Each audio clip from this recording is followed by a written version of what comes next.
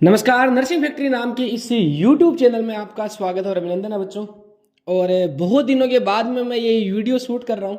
हालांकि मेरा भी बिजी थोड़ा सा शेड्यूल जो था बिजी था, इस वजह से वीडियो रिकॉर्ड में कर नहीं पाया बहुत दिनों से। पर फाइनली आज मैंने सोचा कि एक वीडियो बनाना ज़रूरी है जो आपकी नॉर्थ मेंस की एग्ज़ाम के लिए आपके लिए बहुत फ़ायदेमंद रहेगा।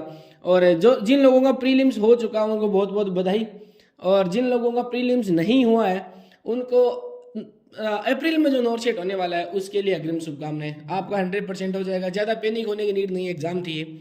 हालांकि अब जो इम्पोर्टेंट चीज़ वो है कि मेंस वालों के लिए क्या कुछ ऐसा टिप्स दे सकते हैं या प्लानिंग कर सकते हैं जो उनके लिए थोड़ा फ़ायदेमंद हो। और ये चीज़ें जो लोग क्वालिफाई नहीं कर पाए उनके लिए भी फ़ायदेमंद ही है, क्योंकि उनको भी अल्टीमेटली कभी ना कभी तो नोट शेड मेंस भी देना ही है, अगली बार देना है अगर मेंस की एग्ज़ाम होती है तो आपके लिए भी फ़ायदेमंद है। और टॉपिक अपना आज का ये है कि नोट शेड प्री और मेंस में क्या अंतर है, मेंस में किस टाइप के सवाल आने वाले हैं, ये आज का अपना टॉपिक है दोस्तों।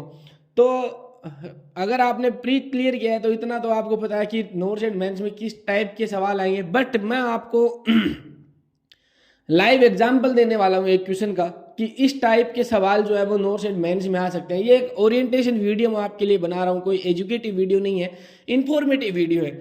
देखिए, अगर आपने नोटिफिकेशन पढ़ा था ढंग से तो आपने ये देखा होगा कि प्रीलिम्स के अंदर जो सवाल आएंगे वो वन लाइनर टाइप के या फैक्चुअल इन्फॉर्मेशन जो है वो पूछी जाएगी। आपकी इंटेलेक्चुअलिटी के सवाल कम पूछे जाएंगे और वही हुआ, आपसे फैक्चुअल इन्फॉर्मेशन मांगी गई कि अगर आपको क्वेश्चन सही तरीके से आ रहा है, सही तरीके का सवाल अगर आ रहा है, या तो आपका 100% सही होगा या 100% गलत होगा। आप उसमें अपना मेंटली जो एक आइडियोलॉजी लगाते हैं वो बहुत ज़्यादा एक स्तर की लगा नहीं सकते थे। और अब इस एग्ज़ाम में क्या आएगा, मैं आपको एग्जाम्पल देता हूँ। मान लीजिए कि एक मैं एग्जाम्पल देता हूँ दोस्तों, आपको नॉर्थ शेड प्री के एग्जाम की एग्जाम्पल देता हूँ आपको। मान लीजिए ये नॉर्थ शेड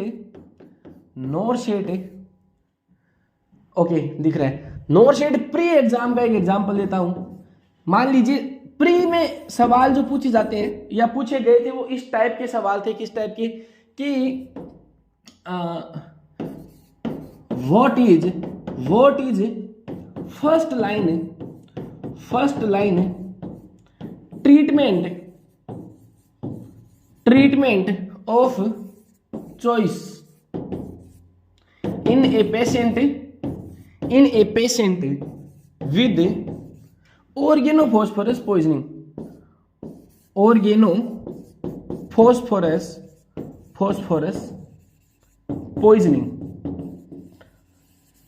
ये सवाल मैंने टाइप नहीं किया, आगे वाला सवाल मैंने टाइप किया है तो आपको इतनी दिक्कत आएगी नहीं। यानी कि प्रीलिम्स में एग्जाम में जो सवाल जो थे उनका स्तर ये था कि एक एग्जाम्पल है कि ऑर्गेनोफॉस्फोरस पॉइजनिंग में फर्स्ट लाइन ट्रीटमेंट क्या होता है। ये एक उस प्रीलिम्स के लेवल का सवाल था। तो इसमें आपको बहुत ज़्यादा दिमाग नहीं लगाना, अगर आपको पता है तो आप कर देंगे। आपको इंटेलेक्चुअली इतना होना जरूरी नहीं है, फैक्चुअल इन्फॉर्मेशन आपके पास होनी चाहिए। बट नॉर्थ शेड मेंस में कैसे सवाल पूछे जाएंगे, देखिए नॉर्थ शेड प्री और मेंस में सिर्फ इतना ही अंतर है, टॉपिक नहीं बदलने वाले हैं बच्चों। ऐसा नहीं है कि टॉपिक बदल जाएंगे कि नॉर्थ शेड प्री के अलग टॉपिक हैं और मेंस के टॉपिक अलग है। तो टॉपिक नहीं बदलने वाले, बदलने वाला जो है वो सिर्फ पैटर्न बदलने वाला है, सिर्फ क्राइटेरिया बदलने वाला है। मैं ये आपको बताना चाह रहा हूँ। तो आपको वही टॉपिक प्री में पढ़ने थे और वही टॉपिक मेंस में पढ़ने हैं, बट अप्रोच आपको अलग रखनी है। नॉर्थ शेड प्री और मेंस के लिए आपको अप्रोच अलग रखनी है, दोनों चीज़ों के लिए। नॉर्थ शेड प्री की अप्रोच मैंने बताया कि ये अप्रोच आपकी होनी चाहिए थी और शायद आपकी रही होगी, और नॉर्थ शेड मेंस के लिए क्या अप्रोच होनी चाहिए। अब मैं आपको एक सवाल दिखा देता हूँ, एग्जाम्पल देता हूँ।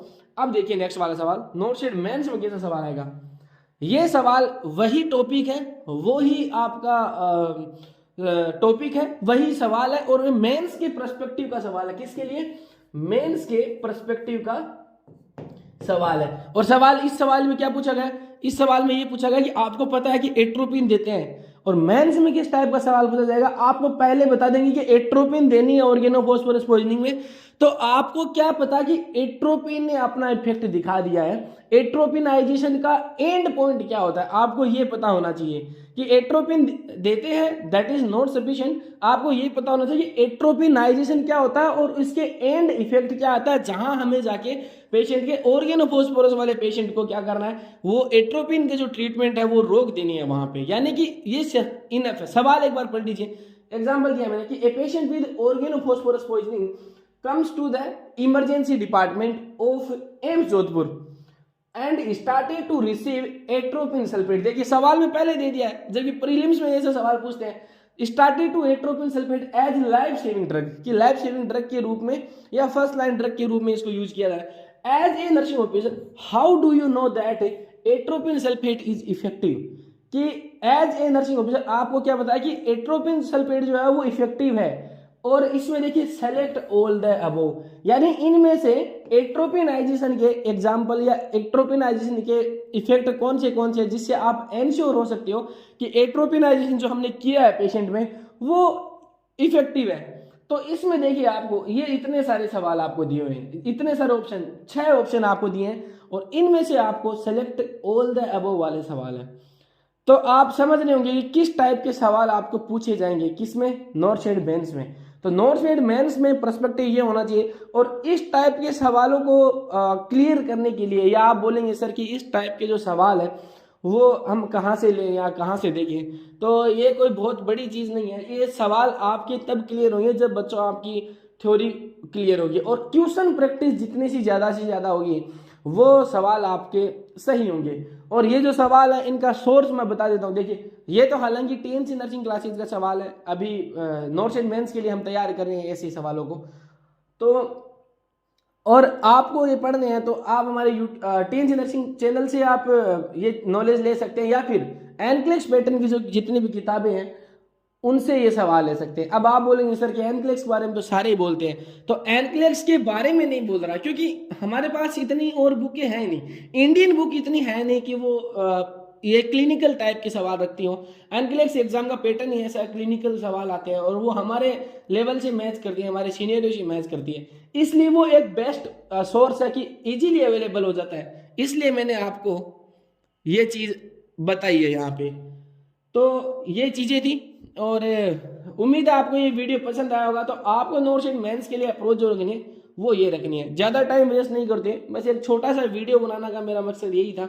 और तैयारी अगर आप कर रहे हैं तो आप सवाल जो ले रहे हैं वो टीएनसी नर्सिंग क्लासेस से ले सकते हैं। मैं एज ए फैकल्टी वहाँ पे काम कर रहा हूँ तो आपको रिकमेंड कर रहा हूँ। और ऐसे बहुत सारे सवाल हमारे पास हमने बना लिए ऑलरेडी, और ये कोई प्रमोशन नहीं है, आपकी इच्छा की बात है कि सर ने बोल रहे हैं कि प्रचार कर रहे हैं, ऐसी कोई बात नहीं है। आपको सही लगे तो देख सकते हैं। और एनक्लेक्स बुक है उसमें बहुत सारे सवाल भरे पड़े हैं और भी आप ले सकते हैं।